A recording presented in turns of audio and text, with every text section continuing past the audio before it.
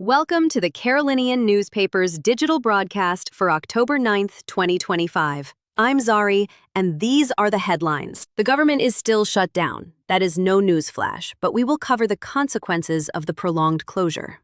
Also, Americans are facing the challenges of rising healthcare costs. Some of our neighbors are having to choose between buying food and buying their medicine. In the world's richest economy, this should not be an issue for anyone. We will also explore the legislature's plans to help protect children against the dangers of social media. And finally, President Trump has agreed to help stabilize Argentina's economy. We will investigate the reason why. The government shutdown has entered its 9th day. Both sides have said that the shutdown could continue for at least another 10 days. I guess it's easy to walk on hot rocks when you are wearing thick shoes. U.S. senators departed Washington without a deal to end the government shutdown, ensuring that it will last into next week with both sides still deadlocked. Democrats blocked the GOP's, quote, clean continuing resolution, or CR, for the 7th time. The bill would fund the government through late November. For each program potentially impacted by the shutdown, the federal government is deciding which would be exempt from a shutdown.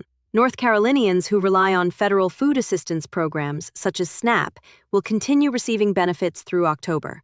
North Carolina's DHHS is awaiting guidance from the Department of Agriculture for impacts beyond October should the shutdown continue. If the shutdown continues into November, the program could run out of money.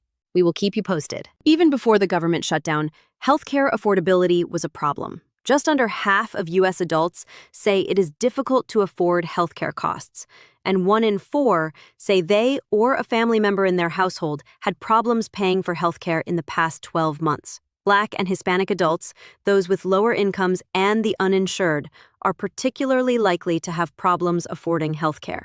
The cost of prescription drugs prevents some people from filling prescriptions. About 1 in 5 adults say they have not filled a prescription because of the cost, while a similar share say they have instead opted for over-the-counter alternatives. About 1 in 7 adults say they have cut pills in half or skipped doses of medicine in the last year because of the cost. The point here is that our neighbors, family members, and friends are putting their health in jeopardy because they are forced to make the hard financial decision of spending money on food or on medication.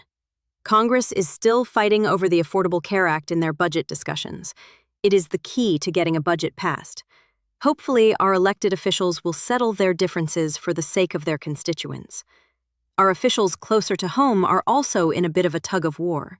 Here, in North Carolina, some of our legislators are acting as child advocates and pushing for greater protections from social media and AI.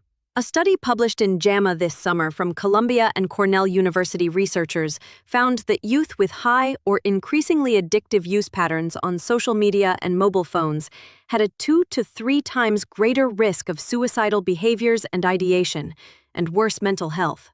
A majority of teens use text-based chatbots like OpenAI's ChatGPT or Google's Gemini for homework help, but increasingly teens are turning to this technology for emotional support.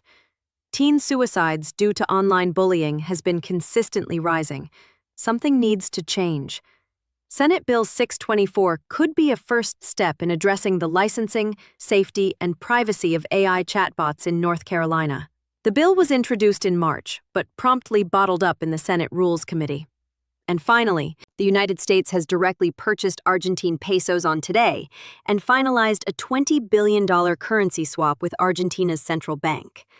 Treasury Secretary Scott Bessent said that this action is a rare move aimed at stabilizing turbulent financial markets in the cash-strapped Latin American ally. Though they are an ally, Argentina has been selling soybeans to China, circumventing the U.S. soybean market. This has been crippling the American farmers. China has been the largest buyer of American soybeans for decades. The $20 billion that America is providing Argentina is making it even cheaper for China to buy Argentine soybeans. Argentina no longer has to apply an export tax of 35% on top of the sale price, thanks to the American cash infusion. In the meantime, American soybean farmers are left with plenty of product and no customers to purchase it due to tariffs. This week in Black History, on October 9th, 2009, President Barack Obama won the Nobel Peace Prize for what the Norwegian Nobel Committee called his extraordinary efforts to strengthen international diplomacy and cooperation between peoples. Also in October 1974, Frank Robinson was named the American League's first black manager after he was hired by the Cleveland Indians. On October 11, 1887, Alexander Miles, a 19th-century African-American inventor, was granted a patent for his invention of the automatically opening and closing elevator doors. As always, stay connected with us 24 hours a day on our social channels, or visit our website at www.caro.news.